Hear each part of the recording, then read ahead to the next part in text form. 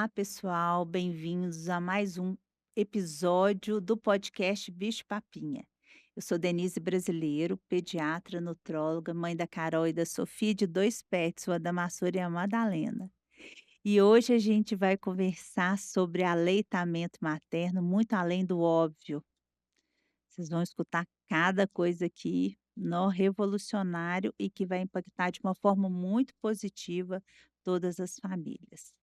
E eu tive a alegria de receber um aceite dessa convidada tão especial, a doutora Beatriz. E ela é ultra mega especialista em tudo de aleitamento materno. Eu ligo para ela, ela tira todas as minhas dúvidas. Seja muito bem-vinda, Bia. Obrigada, Denise. É um prazer estar aqui nesse agosto dourado falando sobre esse tema que me é tão precioso.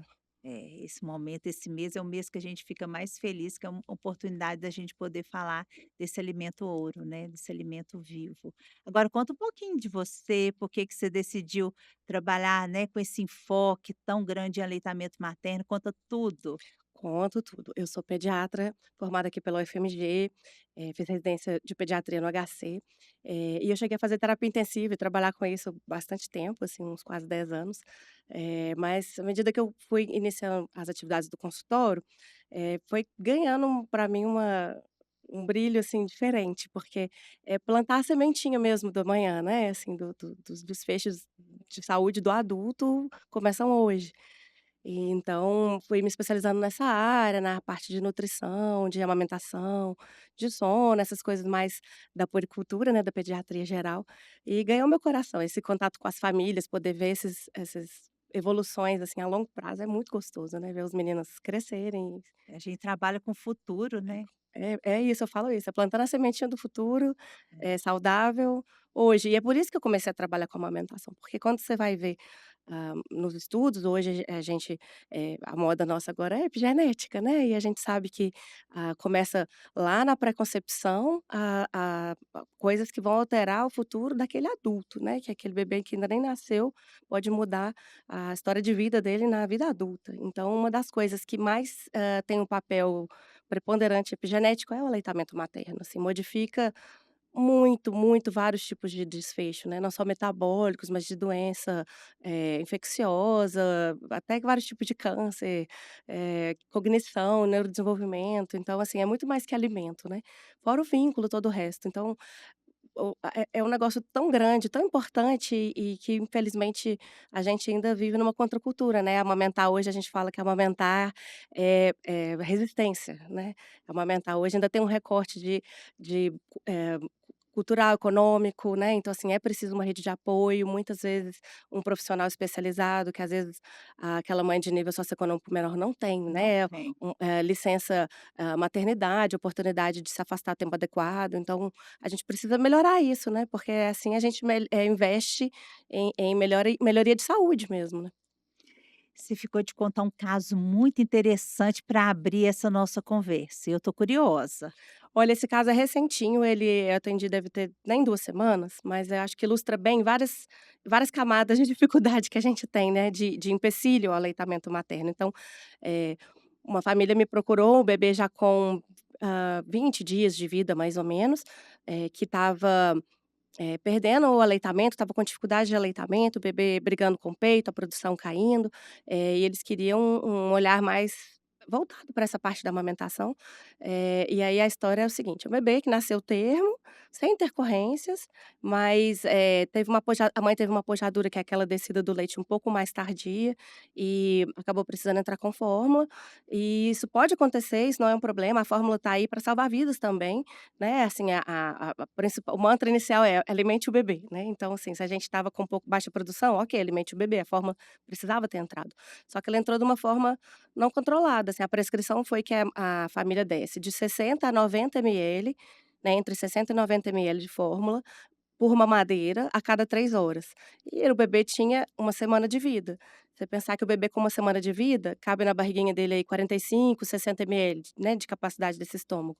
Então, assim, você ia entupir o bebê de fórmula, então primeiro a gente precisa falar sobre volume, né, dar um volume grande, eh, totalmente de fórmula, sem tentar ordenhar. A sua mãe tinha leite ordenhado ou a baixa produção não permitia, tinha que ser 100% fórmula, então o que dar?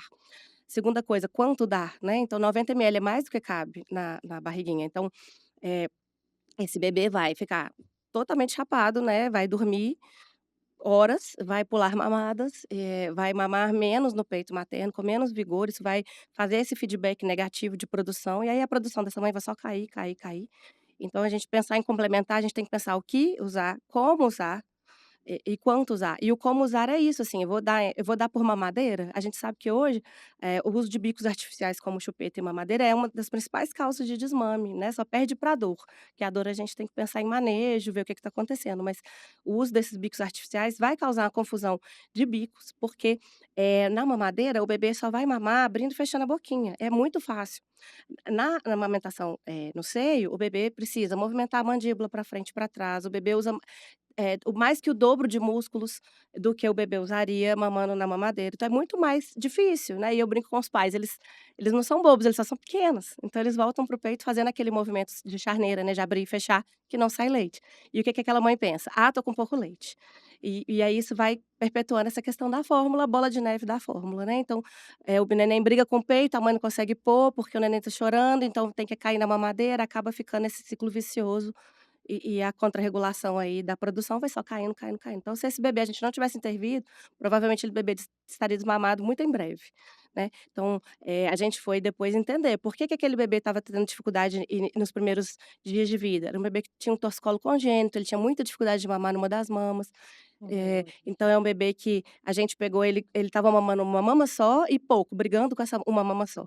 Então foi pra fisioterapia, para poder melhorar esse torcicolo, porque aí ia melhorar esse posicionamento nas 2 mamas, a consultora de amamentação pertinho para a gente ver essa questão do manejo. Nós trocamos a mamadeira para translactação, que é quando a gente, para quem não conhece, quando põe uma sonda, acoplada aqui no bico do peito, e aí o leite, a fórmula que a gente estava dando, vai através da sonda, então o bebê mama junto o peito e a fórmula ali pela sondinha, então não atrapalha na amamentação, como a mamadeira, e a gente reduziu o volume. E trabalhou na produção da mãe, que estava caindo, porque o bebê estava com dificuldade, a produção foi caindo. Então, a ordenha pós-mamada, que é quando aumenta mais a produção, né, então a gente tempo de ordenha, quando ordenhar, enfim, tem umas questões todas ali direcionadas para esse aumento de produção, e agora esse bebê já está sem fórmula. Que Né, em gracinha, 2 semanas, tadinho. assim, a gente conseguiu resgatar e virar essa mesa. Mas, assim, requereu o quê? Acompanhamento próximo, vários retornos, uma consultora, uma fisioterapeuta, um pediatra. Então, assim, não é fácil, não é barato, e não é acessível para todo mundo. Então, a nossa luta é para que isso se dissemine mais, né. E a gente começa, desse pediatra lá no início, que a as intervenções eram necessárias, mas do jeito que foram feitas, estava jogando contra.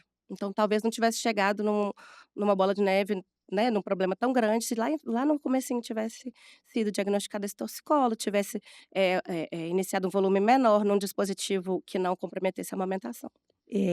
Eu fico pensando o seguinte, essa vida foi salva, por quê?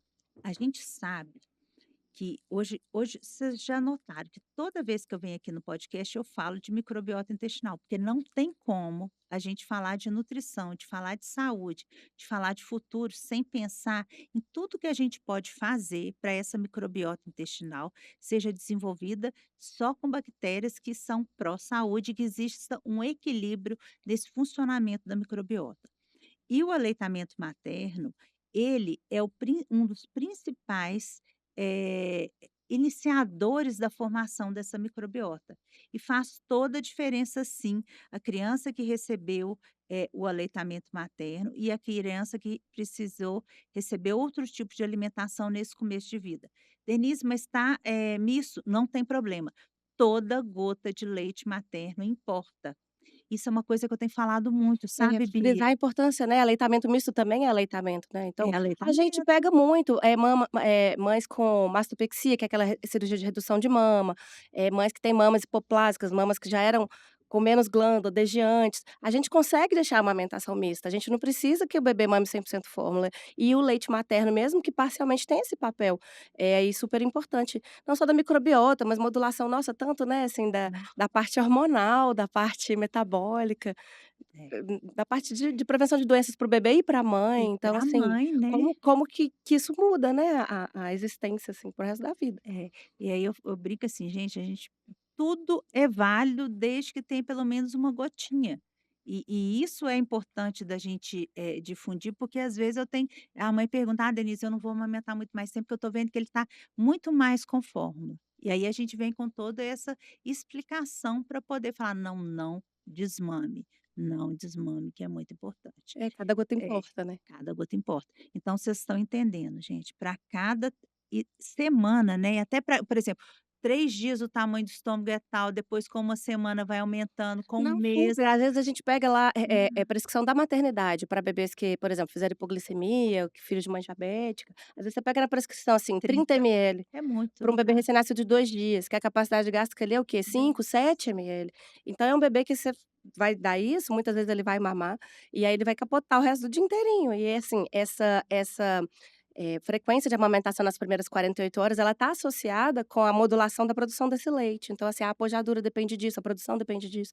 Então, se esse bebê recebe uma super dosagem de fórmula ali lá na maternidade, a gente está comprometendo esse aleitamento. Então, assim, o uso indiscriminado de fórmula, né, igual a gente disse, né, fórmula, ela salva a vida, ela veio para ajudar. Mas o jeito que a gente vê hoje é um uso indiscriminado. Tem um paper, né, uma diretriz da Sociedade de Pediatria muito legal para quem é da área, é pediatra, tá aqui ouvindo a gente, vendo a gente, chama, uso abusivo de fórmula, eh, acho que é isso, o uso abusivo, o uso indiscriminado, é um papel só sobre orientação, falando isso, assim, precisou entrar com a fórmula? Primeira coisa, ver se vai precisar entrar, porque muitas vezes o que eu vejo é a mãe cheia de leite no peito e o pessoal, prescrevendo fórmula porque o neném está com baixo peso. Espera aí, a gente tem que entender, por que que esse neném não está conseguindo extrair esse leite sendo que a mãe tem leite?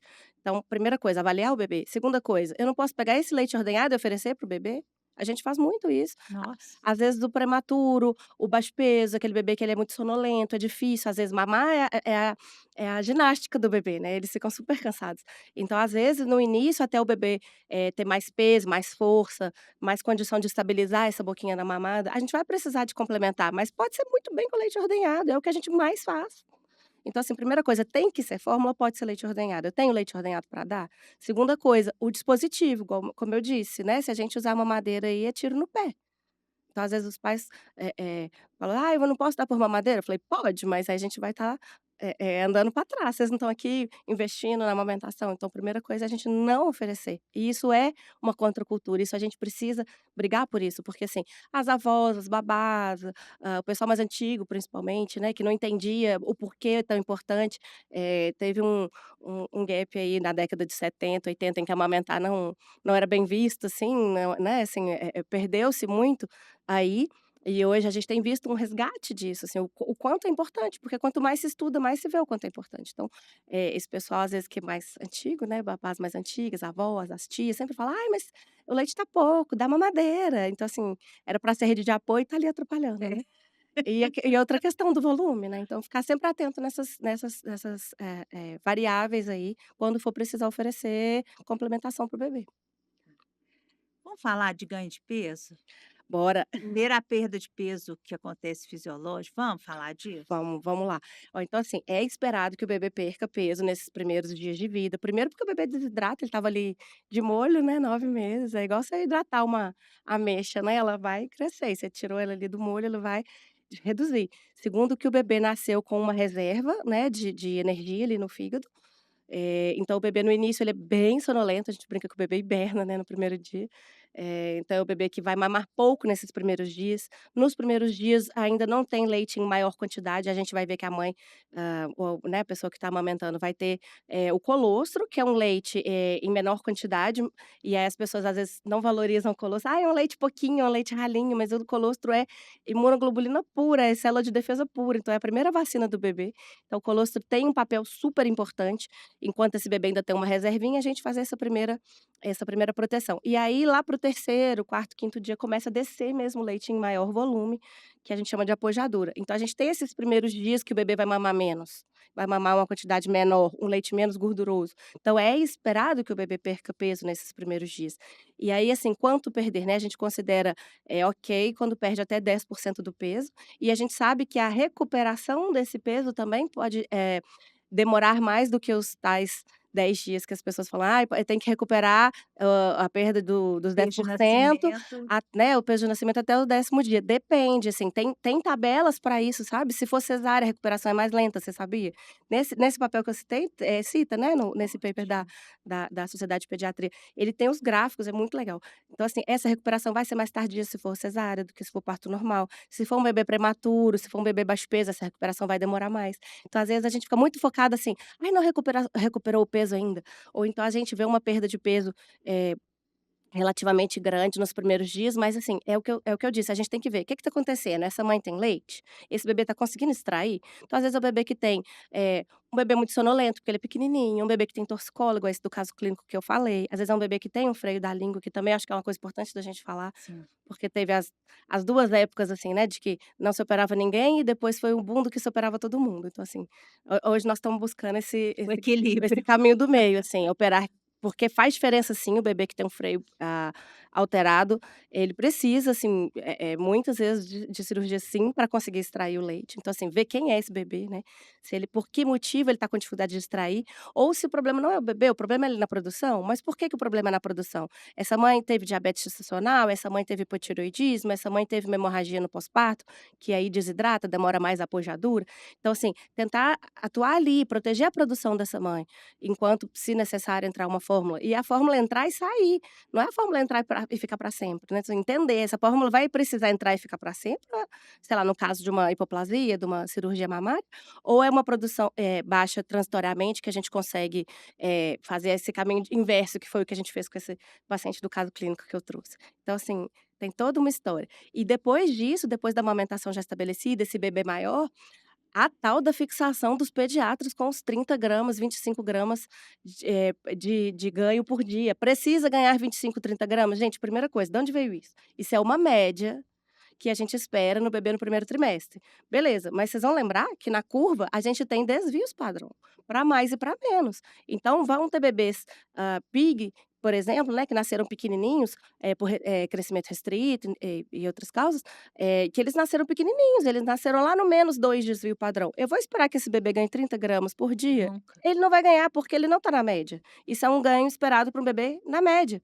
Então a gente tem que, claro, tem esse valor para nortear a gente, mas a gente tem que usar raciocínio clínico. Quem é esse paciente? É, e aí uma coisa que eu tento sempre explicar é o seguinte: a gente olha vários detalhes. Então, por exemplo, vai que o bebê está ganhando 15 gramas por dia e teoricamente era 30, 25, 30. Mas esse bebê está com a fralda cheia de xixi várias vezes ao dia, o intestino funcionando super bem. Esse bebê, nos momentos de alerta, é um bebê que você olha e fala: "Tá tudo bem". Tá super E aí você alerta, vai examinar a interagindo. mãe, você vê que ela tá com leite, esse bebê tá realmente. Gente, é diferente. Hoje nós perdemos a oportunidade de oferecer e que aquele paciente tenha os melhores resultados quando a gente foca só em um detalhe. Isso é muito Você sério. fica com aquele número na cabeça e esquece todo o resto do panorama. Então é isso, tá tendo eliminações, xixi, cocô, tá desenvolvendo bem, tá ativinho e o mais importante, ele tá tendo um ganho, proporcional na curva dele? Então era um bebê que estava no -2 e ele continua ganhando lá no -2. Beleza, vida que segue, eu não vou entrar com a fórmula aqui, porque a fórmula vai fazer o quê? Aquela bola de neve da fórmula, quanto mais fórmula, menos mama no peito, quanto menos mama no peito, Menos menos produz. produz, e aí vai desgringolando. Então, assim, a primeira coisa que a gente tem que pensar é assim: precisa mesmo entrar com essa fórmula? Nós não somos radicais. Eu trabalhei 20 anos em terapia intensiva, você trabalhou muito tempo, né, você contou 10 Sim. anos. A gente que trabalha em terapia intensiva, a gente recebeu já várias crianças com desidratação, porque não estava recebendo a quantidade de leite Uhum. suficiente, e nós 2 estamos aqui falando para vocês, a gente está pedindo um equilíbrio. Não é só aquela continha, tem muito mais para a gente poder olhar. E talvez nessa oportunidade que a gente tem, eu gosto bebê, tem bebê que às vezes eu vou pedir mais do que uma vez por semana para ir lá no meu consultório, Direto no primeiro mês, é o não que é? mais tem. Não é isso? Pois é. Isso precisa. Ah, Denise, mas, o atendimento é a via médico da família, o atendimento é via SUS. Não importa. A gente tem que levantar a bandeira que esse atendimento do recém-nascido, principalmente, né, assim, nessas primeira semana de vida, é um divisor de águas para a saúde para o resto da vida, gente. E uma outra coisa falando de peso também, eu lembrei de um outro caso de 2, casos clínicos que eu tô tendo agora também, eh pensar, gente, que tem um negócio que chama cat down, então a gente fica muito esperando o catch-up, né, o bebê nasceu pequenininho, ele vai fazer o catch-up, ele vai acelerar na curva, é o que a gente espera. Mas bebês, por exemplo, filhos de mãe diabética, a gente é muito frequente que eles façam catch down na curva. Quer dizer, o bebê, ele teve influência lá do diabetes, né, ele nasceu com tamanho X, mas o tamanho dele, a programação dele não era para ser daquele Não tamanho era para todo. ser daquele Então o que tamanho. acontece, às vezes, nas primeiras 2, 3 semanas ele cai na curva. Então, às vezes, é nessa hora que o povo desespera e entra a fórmula, né. Então assim, mais uma vez, vamos usar o raciocínio clínico. Quem é essa mãe? Qual fo né, assim, como foram essa gestação? Então, é uma mãe que teve diabetes gestacional. Espera aí, o bebê caiu na curva aqui, mas depois ele estabilizou. Ó, ele nasceu na média e foi para o -2. Eu tô com 2 meninos assim. E só que depois ele estabilizou, e eles estão indo super bem. Eles perderam rápido, estabilizaram no -2 e estão indo super bem, estão crescendo, desenvolvendo, super bonitinhos. Uma tá maiorzinha agora, já começou a introdução alimentar e começou a fazer o catch-up do PIG, né, ela foi a mãe, teve diabetes gestacional e o neném era CIUR na gestação. Olha. Então, ele era pequenininho, foi ficando um pouco maior por conta do diabetes gestacional, só que aí depois que nasceu ele voltou para o tamanho que ele era, pititinho. E aí agora ele tá fazendo o catch-up dele na curva já com 7, 8 meses, tá subindo bonitinho. Então assim, analisar todas as variáveis, quem é esse bebê, quem é essa mãe, como foi essa gestação. Então, mais uma coisa pra gente pensar, existe o catch down também, não só o catch-up, então lembrar disso também. Excelente. E agora puxando um pouquinho para o meu lado da nutrologia pediátrica, a gente também tem que cuidar muito da nutrição dessa mãe que amamenta, não só da nutrição, a gente tem que pôr essa mãe, no colo, né, essa mãe é uma rainha, a gente tem que cuidar dela em todos os sentidos, eu falo para os pais, né, É. quando chega assim, eu falei: "Gente, nós temos que assim, ela merece todos os nossos olhares", porque a gente sabe como que também essa nutrição vai impactar no leite, né. Denise, você trouxe um tema aí sensacional. Eu trabalho hoje, a gente tem uma clínica voltada para a gestação e a família. Então não é só o bebê, eu preciso trabalhar essa família, principalmente essa gestante e lactante, né. Então quando a nossa clínica chama Acolher da Gestação à Adolescência, por causa disso, é Todas as todas as etapas. etapas. E, a mãe, né, a mulher que gestou, a pessoa que gestou e a pessoa que está ali amamentando, muitas vezes ela deixa de cuidar de si por falta de tempo, aquela correria do puerpério, não volta no médico, não toma vitaminas, não se alimenta. Então, assim, eu brinco com as mães, o bebê tá ali mamando o que aquela mãe tá comendo. Então, a importância, e isso tem sido falado hoje muito, né, inclusive nos congressos de amamentação, aulas de nutricionistas falando sobre a nutrição da gestante, da nutriz, né, da mãe que amamenta. Então, assim, o quanto é importante. E, assim, muitas vezes vai ser o pediatra que vai ser aquela pessoa que vai estar mais contato com aquela mãe. Muitas vezes essa mãe, quando muito, faz o primeiro retorno no obstetra e depois nunca mais olha. Então assim, nossa, eu demais eu pego, hipotireoidismo, que parou de ir no endócrino, não sabe nem a dose que tá o remédio direito, fez, hipertensão na gestação, né, doença hipertensiva gestacional, nunca mais mediu essa pressão, é uma mãe que, "Você fez algum exame depois que o bebê nasceu?" "Nenhum", às vezes o neném tem 3, 4 meses, chega pra mim já com esse bonde andando, assim, né, é muito comum eu pegar bebês de segunda mão, digamos assim, eh, então, assim, às vezes chega, eu falo: "Não, nunca mais viu como tá". Então, assim, em geral eu avalio e acompanho essa nutrição e suplementação da mãe, da mulher que amamenta, pra poder ficar de olho mesmo, assim, precisa do ômega 3, por exemplo, a gente não vai suplementar ômega 3 para o bebê, a gente suplementa via leite materno, essa que é a recomendação da ABRAM, né, suplementar os primeiros 2 anos via leite, de preferência leite materno, se não uma fórmula com boa, quantidade. Quantidade, é. Então, se essa mulher, ainda mais em Minas Gerais, a gente não consome, né, 3 porções Não. de peixe de água fria por semana, Aham. porque os consensos falam isso também, né, É. suplementar preferencialmente via alimentar, mas a gente não consome. E se essa mãe não tivesse suplementando ômega 3, o leite dela vai ter baixas concentrações. Esse bebê vai ter um baixo aporte de ômega 3. E hoje a gente sabe o quanto é importante o ômega 3 no neurodesenvolvimento, na parte cognitiva e da visão, enfim. É um bebê que vai tá prejudicado de alguma Sim, forma, né. Então, assim, o sim. quanto vigiar essa nutriz é importante, né. E você sabe o que que eu tenho, até eu faço isso muito nas mentorias que eu faço para os pediatras, o seguinte, se chega aquela igual você já falou que já está fazendo, né, a gente vai preocupar sim com essa saúde da mãe e eu peço exame para ela, Uhum. de avaliação das dosagens de vitaminas, do T4, do TSH, que são os hormônios da tireoide, eu cuido dessa mãe também. "Ah, Denise, mas é o obstetra", não tem problema, ele não pediu, eu estou pedindo, sabe, porque eu não posso deixar aquela mãe que está lactante, produzindo leite, mesmo se ela não tivesse, eu não posso deixar essa mãe abandonada, porque ela precisa estar bem emocionalmente, animada, para ela ter aquele cuidar, o afeto, né. E aí falando dessa questão emocional, era uma outra coisa que eu queria trazer, além de vigiar essa parte nutricional, né, de alimentação e suplementação, o a gente, também tem subvalorizado ainda a depressão perinatal, né, Nossa, Denise. Então assim, abandonadas, muitas vezes a única pessoa que vai estar ali no tete a tete ali com aquela é família o é o pediatra. pediatra. Então se o pediatra não tem um olhar voltado para essa mãe, para essa família, isso vai passar. Então a gente sabe hoje que a depressão na maioria das suas vezes ela começa na gestação. Então, né, o ciclo gravídico puerperal é o ciclo de maior vulnerabilidade emocional da mulher. Então, já fazer esse screening, né, assim, desde a consulta gestacional, a gente vai lá, consulta com 32 semanas, quantas mães eu pergunto, "Você já teve episódio de depressão, episódio de ansiedade, já precisou usar medicação? Já suspendi para engravidar", né, isso a gente pega Nossa, direto. Então assim, é o momento mais crítico e ela foi mal informada em suspender. Então é o momento que a gente não suspende de jeito nenhum. Então assim: "Não, espera aí, vamos voltar pro seu psiquiatra agora. Você tá fazendo terapia?". "Não, não tô". "Não, vamos começar a fazer terapia agora, não é lá pra frente quando já tiver tudo ruim e o bebê nasceu". Né, então assim, já fazer esse screening ativo desde a gestação e no puerpério. Então a gente sabe que nos primeiros 15 dias pode ter o blues puerperal, que é aquela mãe tem sintomas, leves de depressão, então esperar esses primeiros 15 dias, assim, as coisas entrarem no eixo e continuar fazendo esse screening, porque, muitas vezes a mãe tá com a carinha boa ali, porque ela tá fazendo um esforço voluntário para estar bem, e quando você aplica, por exemplo, tem protocolos para isso. Eu tenho, por exemplo, o EPDS, né, ou a escala de Edimburgo, que a gente pode aplicar, enquanto pediatra a gente aplica para nossa, aquela mãe. E muitas vezes aquela mãe tá até com a carinha boa, mas quando você vai ver lá tá tudo atrapalhado, no score dá altíssimo, né.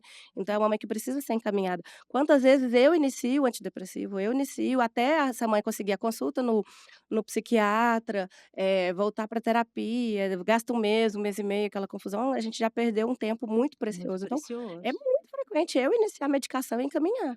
Porque aí até que vai, que marca, já está, fazendo efeito, né. Então assim, o quanto esse olhar é importante. Então assim, a gente fala eh, do pré-natal emocional, né, então essa mãe já está sendo acompanhada, idealmente eu acho que toda mãe, todo pai devia fazer terapia, porque é um negócio difícil, né, criar menino. Brincadeira Não é não, brincadeira não. Então assim, principalmente assim, primeiro menino, primeira criança, você muda muita tudo. expectativa. Muda tudo, tem aquela questão do filho idealizado, né, as pessoas romantizam muito ainda, né, "Ah, meu bebê, fofinho, vai dormir, vou tirar várias fotos lindas, postar no Instagram", mas se deparam com bebês que têm, nesse primeiro mês de vida, uma necessidade absurda de colo, por conta do período de esterogestação mesmo, eles ainda nem sabem que nasceram. Então é o neném que mama muito frequente nesse comecinho, não dorme à noite, dorme até melhor de dia nos primeiros 15 dias. Eu resumo com o termo bagunça instalada. Nossa, e tanto que eu falo, os pais falam: "Ai, o que que eu preciso fazer? Estimulação?" Eu falei: "Calma, a meta do Agora não é primeiro nada. mês é sobreviver. Sobreviveu todo mundo? Pai, a mãe e o menino, chegou um mês, todo mundo feliz. Agora a gente vai começar a fazer uns para-casas e tal." É. Porque, assim, é isso, né, a meta do primeiro mês é todo mundo sobreviver com o mínimo de saúde mental. Então, assim, isso precisa ser uma busca ativa, assim, esse olhar atento o tempo todo para a família. Agora eu queria reservar os nossos minutinhos finais para a gente conversar e amparar e colocar no colo você, mãe que não conseguiu amamentar. Você é mãe do mesmo jeito. Eu te admiro do mesmo jeito. E eu gostaria muito que você trabalhasse, e aí entra assim, são várias indicações de terapia, mas eu acho muito importante, porque chegam para mim as crianças que não comem, depois com distúrbio alimentar pediátrico, que aí quando eu vou fazendo aquele todos perguntando, perguntando, perguntando, surge essa fala da mãe. Denise, eu fiquei muito traumatizada e me culpo até hoje por não ter conseguido amamentar. E talvez essa culpa que a mãe coloca nela, aquilo atrapalha ela nos momentos iniciais de uma introdução alimentar ou depois para lidar com a criança e essas questões alimentares. Então vamos falar um pouquinho disso? Acho importante também, até porque estando no meio do aleitamento materno, muitas vezes, a gente que é mais militante do aleitamento recebe muita crítica: "Nossa, mas, do jeito que vocês falam, vocês estão trazendo muita culpa para a mãe que não amamentou". Eu falei: "Não, é porque muitas vezes essa mãe que não amamentou é porque ela não teve ajuda suficiente", né. Então assim, o quanto isso faz falta e o quanto essa culpa vai, eh, ser carregada por essas famílias, né, não só pela mãe, mas por essas famílias. Então assim, fazer esse exercício de autocompaixão primeiro, né. Às vezes tinham dificuldades mesmo grandes, muitas que a gente vê, fisiológicas, né, às vezes hormonais, da questão da própria mama, muitas vezes a gente tinha sim possibilidade de amamentar, mas, não teve ajuda, não teve estímulo, igual esses casos que eu Não trouxe, teve né, um ambiente favorável, são né? bebês que teriam desmamado se não tivesse passado pela equipe, com o olhar voltado pra amamentação. Então assim, não por culpa das mães, e eu falo isso muito com as mães, assim: "Gente, mas não desmamou porque você quis, você quis? Falar: "Ah, não quero amamentar, vou desmamar". Não é isso, amamentou porque N coisas, dificuldades acontecem, outras coisas tem mães que, nós estamos com um caso lá agora que a mãe, teve um diagnóstico de recidiva de câncer de mama, no finalzinho da gestação. Então, a gente está fazendo todo um trabalho de, ordenha, coleta desse leite o máximo possível, a oncologista deu pra gente 15 dias para ela começar a quimioterapia, então a gente está correndo atrás disso, e depois a bebê que vai ficar na fórmula, assim, depois que esse estoque acabar. E assim, por culpa da mãe? Não, porque Não. precisou, né. Outras mães, assim, como eu já tive por tratamento, psiquiátrico, por tratamento de questões neurológicas da mãe, de doenças crônicas, que são medicamentos, muitas vezes incompatíveis. Então, isso é uma questão importante, porque às vezes a gente recebe assim: "Ai, suspende porque esse medicamento é incompatível". Tem alternativas e às vezes não é incompatível, então sempre olhar isso, mas às vezes vai ser. E a prioridade ali é a saúde da mãe, né, e vai ser em detrimento da amamentação muitas vezes. Então assim, acho que esse exercício de autocompaixão, de não foi porque eu quis, né, assim, aconteceu por N motivos, independente aí do que está acontecendo, e a mãe não vai ser menos mãe, né, o pai não vai ser a família não vai ser menos família por causa disso, vai buscar o vínculo de outras formas. É um bebê que a gente vai dar muito colo, muito carinho, muito cafuné, a gente vai estabelecer esse vínculo de outras formas. Sim, sim. E aí essa mãe, gente, é uma mãe que a gente precisa realmente ter um cuidado emocional aí muito grande, porque ela tem um sofrimento interno muito grande. Não é ninguém que está falando com ela não, é ela É ela mesma mesma. falando com ela. Eu tive 2 meninas, eu amamentei muito tempo, é algo assim maravilhoso, tive dificuldades, mesmo como pediatra eu tive dificuldades, mas venci. Mas eu fico imaginando, se eu não tivesse conseguido e não tivesse, procurado uma ajuda, eu acho que talvez até hoje, elas grandes, eu ainda ter algum detalhe referente a isso, Vira um fantasma que assombra para o resto da vida, né, para o resto da e isso vida. precisa ser trabalhado também, né. É, né. Não, mas que bate-papo gostoso, Delícia, né. né, que delícia. Aí, o que que eu queria agora de você, uma mensagem final e passar os seus endereços. Você pode passar o endereço dos 2 Uhum. Instagrams, tanto da sua clínica quanto o seu Ah, também. perfeito. Então agradecer demais essa oportunidade, eu acho que o quanto a gente puder espalhar essa palavra aí do aleitamento materno enquanto, bandeira, né, para assim, para os pediatras, para as famílias, é um prazer enorme mesmo. Eh, eu tô na Acolher da Gestação à Adolescência e o Instagram é esse mesmo, @acolher da Gestação à Adolescência. E o meu Instagram é @DRA, né, de doutora, DRA Beatriz Adriane ponto pediatra. A nossa clínica na Savassi tem esse olhar multiprofissional, então a gente tem psicólogos, voltados para mãe, psicólogo infantil, a gente tem fisioterapia, tem consultoria de amamentação, tem, pediatra, gastropediatra, endocrinopediatra, então a gente tem todo um time pronto aí para atender Para e poder acolher as ajudar, né. famílias, né, que é o nosso propósito, com amor e ciência. Ai, que ótimo. Você adorou, né, eu tenho certeza. Você vai divulgar esse podcast para seus amigos, para suas amigas, muito interessante, só informações de qualidade. Mas se ficou alguma dúvida, coloca nos comentários, manda mensagem que a gente vai, tentar responder o mais rápido possível, viu. Um grande abraço.